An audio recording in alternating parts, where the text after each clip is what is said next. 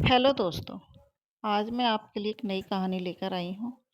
मेरी कहानी स्टार्ट करने से पहले आप मेरे इस चैनल को लाइक शेयर और सब्सक्राइब ज़रूर कर दीजिएगा। तो चलिए शुरू करते हैं आज की कहानी।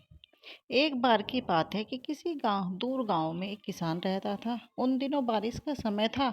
चारों तरफ गड्ढों में पानी भरा हुआ था। कच्ची सड़क बारिश की वजह से फिसलन भरी हो गई थी।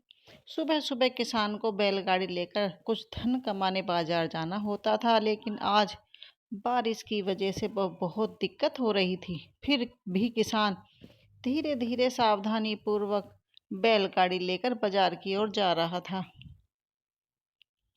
अचानक रास्ते में गड्ढा आया और बैलगाड़ी का पहिया गड्ढे में फंस गया। कीचड़ बड़े गड्ढे से निकलना काफी मुश्किल था। बैल ने भी अपनी पूरी ताकत लगाई, लेकिन सफलता नहीं मिली। अब तो किसान पूरी तरह परेशान हो उठा। उसने चारों तरफ नजर घुमाई, लेकिन खराब मौसम में दूर दूर तक कोई नजर नहीं आया।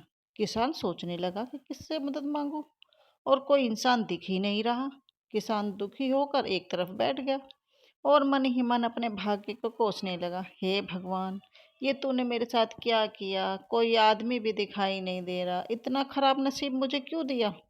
किसान खुद के भाग्य को कोसे जा रहा था। तभी वहां से एक सन्यासी गुजरे। उन्होंने किसान को देखा तो किसान सन्यासी के पास जाकर अपनी परेशानी बताने लगा।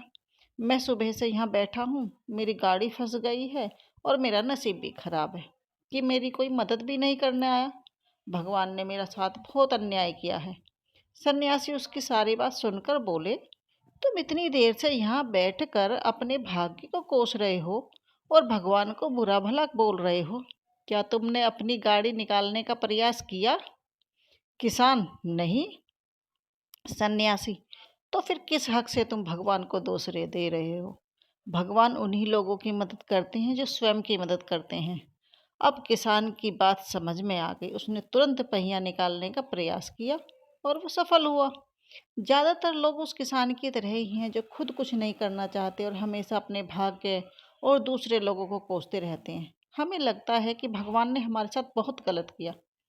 हम में से कोई डॉक्टर बनना चाहता है, कोई इंजीनियर, कोई कलेक्टर, कोई, लेकिन जब हम अपने कामों में सफल नहीं होते तो यही विचार हमारे दिमाग में आता है कि हमारा भाग्य खराब है और भगवान ने कुछ नहीं दिया। लेकिन शायद आप भूल रहे हैं कि भगवान ने आपको, हम सबको, एक बहुत अमूल्य चीज दी है। यह शरीर। यह शरीर आपके अंदर हर सामर्थ्य है। तो फिर आप भाग्य भरोसे क्यों हो? भगवान भी उन्हीं लोगों की मदद करते हैं जो खुद की मदद करते हैं। किसी महान पुरुष का एक दोहा है,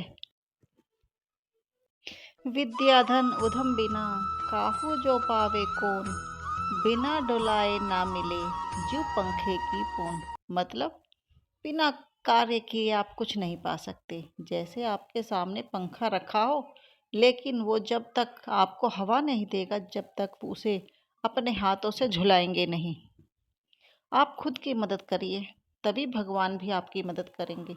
तो आओ आज मिलकर एक शपथ लेते हैं कि कभी अपने भाग्य को नहीं कोसेंगे और स्वयं ही अपने कर्णधार बनेंगे, क्योंकि भगवान हमेशा आपका साथ देंगे। लेकिन थोड़ी सी मेहनत आप भी तो करिए। राधे राधे।